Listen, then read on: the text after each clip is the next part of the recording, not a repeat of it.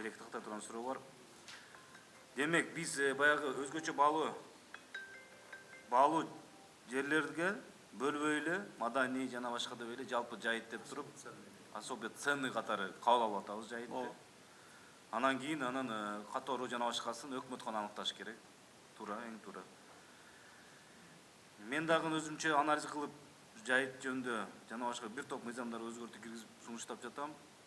Мен мындай өкмөттүн позициясын бир-эки суроо менен такталсам, мүмкүнчүлүк менен пайдаланып. Жайыттарды башка максаттарга пайдалануу деген норма бар да, жайыт жөнүндө мыйзамда. Ал жерде жайыт ресурстарын мал жайуудан башка максаттар үчүн пайдалануу, аларга аңлоо, бал чарбачылык, дары чөптөрү чогултуу, мөмө жемиш терүү, чөп жана отун дайындоо, жалпы таралган пайдалуу кендерди казып алуу, туризм жана жарандардын эс алуусу кирет.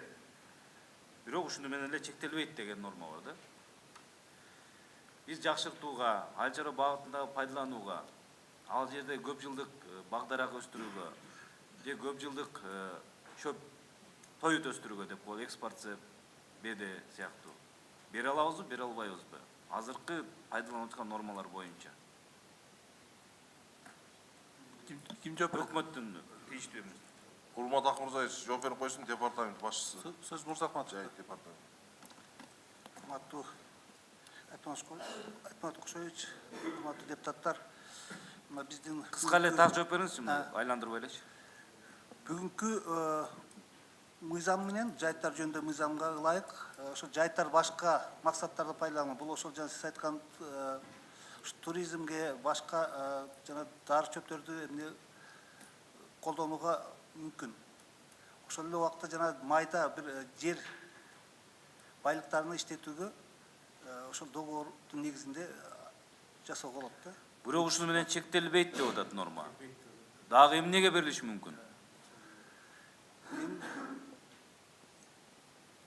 Көп жылдык, мисалы үчүн Көп жылдык чөптөр менен багдарактарды тигүү үчүн, ал үчүн жайыт жерлерин башка категория трансформациялаш. көп жылдык багдарактарды алдында, ал жайыттар ал пайдаланганга мүмкүнчүлүк бербейт азыркы мыйзам. Жок, мен сизге так суроо берип атам. Чектелбейт дегенде бул эми баягындай орусча айтканда растяжимый понятиечи.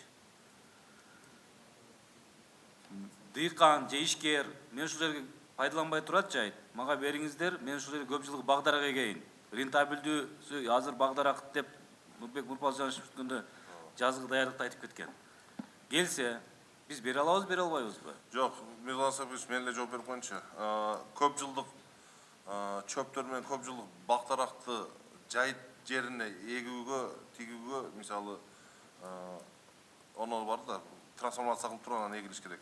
Ошону бирок биз Айтмат Кошоевич карап чыгып туруп, биз көп жылдык мөмөлүү бактарактарды тигүүгө рухсат беришибиз керек да, Серамач. Мен айтайын дегеним, бул жерде трансформация талап кылмайт. Ал вид эле өзгөрүп атат. То есть жалпы вид өзгөргөн жок, жалпысынан. Категория өзгөргөн. Экинчи категорияга өткөндөн кийин трансформация сөзсүз болот да. Макул, мен ал өзүмчө мыйзам киргизип атам. Мен билейин дегеним, сиз каршы эмессиз да, демек, көп жыл багдаракка. Мен макулмун. Себеби, урматтуу депутаттар, мына 500 миңге жакын гектар ушундай жайыт бар экен да. Анын бир 50 миң эле гектарын пайдаланайлычы.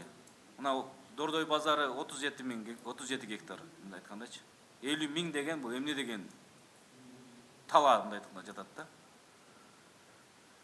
Ошол, мен дагы ал мыйзам боюнча бир-эки талаш тартыш болуп атат, 49 жылдан башка, аны мен бүгүн чогултуп юристтерим барын. Биздин максат ушул айыл чарба багытында пайдалануу, экономика, киреше, рентабелдүү пайдаланууда, ошол үчүн тактап алдым. Рахмат, бул мыйзамыңызды мен колдойм. Жалпысынан чынында жерлерде ушундай башаламандык бар. Ушуга чек коет деп ишенем. Деги эле Нурбек Нурпазжанов, ушул жайыт департаментин да бир өзүңүз карап чыксаңыз да, башчысын да керек болсочу. Туура келеби, келбейби? Суроо мындай сөздөр көп, конкреттүү жыйынтык жок. Ачыгычы. Ушуну мен айтып кетет элем, сураңызчы. Рахмат. Макул. Рахмат.